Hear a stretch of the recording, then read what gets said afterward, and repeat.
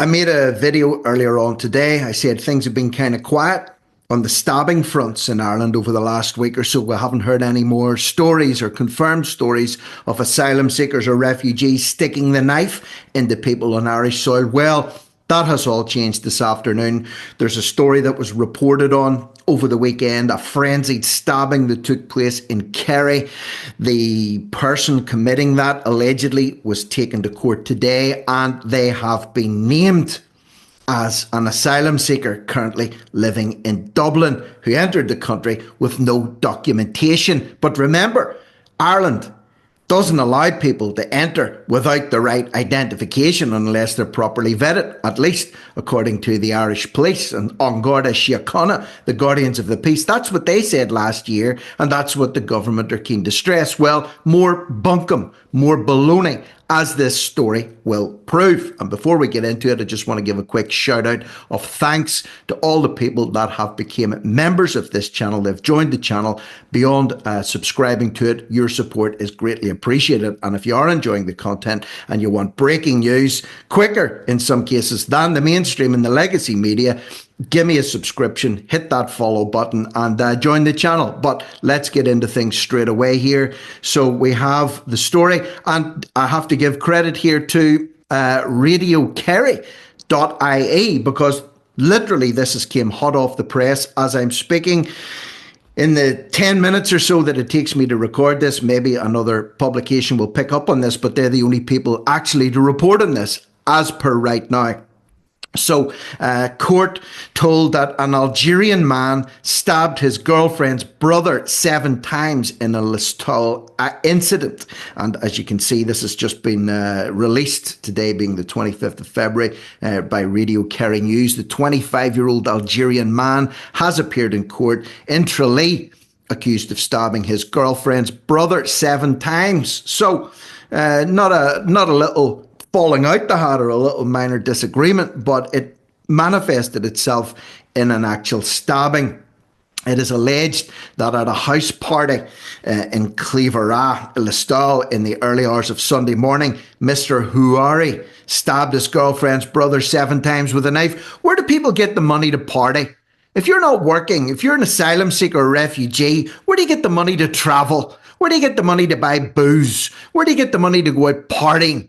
I'm sure many of the people listening to me right now aren't that flush that they can spend all weekend up to the early hours of the morning partying in different parts of Ireland. But it seems to be some people are more predisposed to partying than others. So he stabbed his girlfriend's brother 7 times with a knife. Arising from this, he faces 2 charges, one of assault, causing harm to the man he stabbed, and one of producing a knife in that incident. Call me old-fashioned, but if anyone attacks anybody with a knife and stabs him 7 times, surely the law should reflect that should at least be an attempt on someone's life. At least 7 times with a knife, but no, he's been charged of assault causing harm and one of producing a knife in that incident. Well, if you stab someone with a knife, I would have thought that production of a knife should be at least one of the charges that you face, but here we have it. His name is Zidan Houari. Zidan Houari, an Algerian asylum seeker living in Dublin, but travelled from Dublin to Tralee at a party at the weekend, produced a knife, bang, bang, 7 times. He stabbed this other party attendee, and now he is facing 2 allegations arising from the one incident in the early hours of Sunday morning. Out partying at the weekend, you know, you're here illegally, you've got no money, you've got no job apparently, but hey, you can travel around from Dublin to Tralee and you can produce a knife at early hours of the morning at a house party, probably under the influence of something. I'm just surmising. Maybe he was sober, maybe he's a teetotaler. What do you think? Leave me a comment in the description or the comments section below. Described by the Gardaí as a frenzied attack. Stabbed with a knife 7 times, frenzied attack, but it was just assault occasioning harm. Judge David Waters gave his counsel to Mr. Houari being released on bail, but he was remanded in custody unless he lodges a payment of €1,000. So if he gives €1,000, he can get out back onto the streets again after having just been arrested following a frenzied knife attack And he's here under very dubious circumstances to begin with. Should be an immediate deportation, surely. Am I missing something? Detective Garda Paul Walsh said the state has eyewitness accounts identifying Houari as the offender. Garda Walsh said he is an asylum seeker, originally from Algeria, with no ties to the jurisdiction, and Gardaí consider him a flight risk. Garda Walsh said Mr. Houari arrived in 2022. He's been here for 3 years and applied for asylum, which he was refused permission to remain in the state lawfully, but he's appealing this, so he's here illegally. He isn't here lawfully. He's been here for 3 years, and now he's committed a frenzied knife attack in County Kerry, in Tralee, and he lives in Dublin. Free to move, free to stab, here illegally, not lawfully. Read what it says. He was refused permission to remain in the state lawfully in 2022 when he arrived, but for 3 years he's been fighting it, leeching off the taxpayer, leeching off Irish people, living at their expense. And now this is just the facts of the case, as reported by Radio Kerry, as reported in the courts today. Solicitor John Cashel said his client has instructed that he has refugee status rather than that of asylum seeker. He's a refugee. He's an asylum seeker. He came here in 2022. He wasn't granted permission to remain lawfully, and he's been here ever since, and now he's done this. But Garda Walsh repeated that he's an asylum seeker. Now they're getting into arguments over the technicalities here. Doesn't matter. Shouldn't be here. Should have been deported years ago. And again, this is preventable. But maybe the guy at the party that was stabbed was in the wrong place at the wrong time.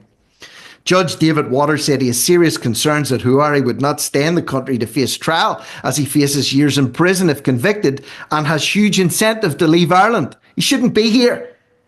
If he's going to go on the run because he's going to get locked up, he shouldn't be here in the first place.